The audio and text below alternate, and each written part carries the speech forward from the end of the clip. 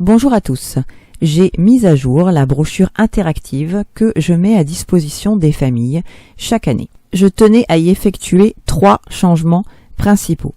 Le premier, d'ores et déjà, par rapport aux vidéos. Malheureusement, Geniali ne permet pas d'intégrer des vidéos miniatures des chaînes Pertube. Mais je tenais là, ici, à y ajouter le lien dès la rentrée. J'ai laissé la page suivante sur les programmes pour l'instant spiralaires. Bon, là j'ai juste ajouté évidemment l'échéance de septembre 2026. J'ai également laissé l'ancienne infographie avec la carotte. Je m'en sers encore ponctuellement en classe. À la rentrée, j'aurai à nouveau en charge le niveau 5e et 3e. J'ai donc laissé les informations relatives à la scénarisation pédagogique, les missions inspirées de jeux, vidéos ou de films pour les 5e.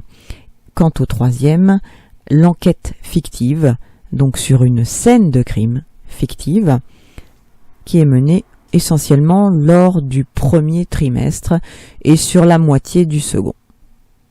J'en profite également pour rassurer les familles quant aux révisions en vue du brevet pour cette session 2026 qui s'annonce avec un pourcentage supérieur de prise en compte des épreuves finales.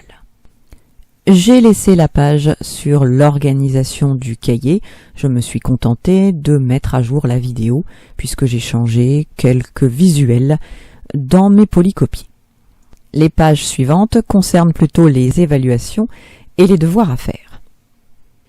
Alors, côté élèves, tout d'abord, donc ça ce n'est pas nouveau non plus, je laisse dans ce Geniali ce que les élèves savent, donc pour que les familles soient au courant de ce que je dis et que je rappelle tout au long de l'année sur ce qu'il convient de faire avant une évaluation, pendant une évaluation et même après. Cette phase d'après, justement, cette phase de remédiation est très importante. J'ai une autre infographie qui lui est dédiée. Ainsi, chacun sait ce qu'il peut faire après que j'ai rendu la copie. Le deuxième changement important que je voulais faire cette année, c'était de détailler, d'enrichir la partie parents. Comment aider votre enfant à réussir en sciences? Cela fait déjà plusieurs années que je voulais ajouter le texte d'Éric Debardieu, que j'apprécie particulièrement et qui traite au final de coéducation. Ce Geniali est également accessible par un QR code dans le couloir lors des soirées de réunion parents-professeurs. Beaucoup de parents profitent de l'attente pour le consulter.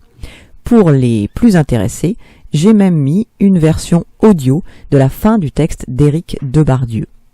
Cela m'a permis de tester l'outil que je vais utiliser dans le cadre justement de l'enquête fictive des 3e.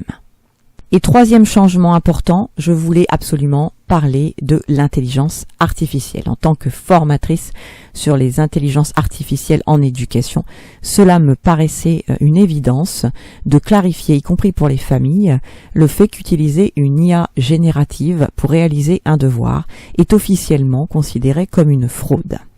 Et que, sur les recommandations de l'UNESCO, on ne l'utilisera pas avant la classe de 4e et évidemment dans un contexte extrêmement encadré et avec un accompagnement très spécifique.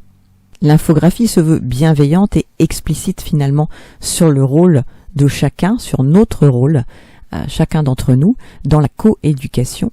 Et donc j'ai laissé en avant-dernière page ces cadres que vous connaissez sûrement, que l'on voit très souvent sur les réseaux et qui sont issus justement des formations sur la coéducation.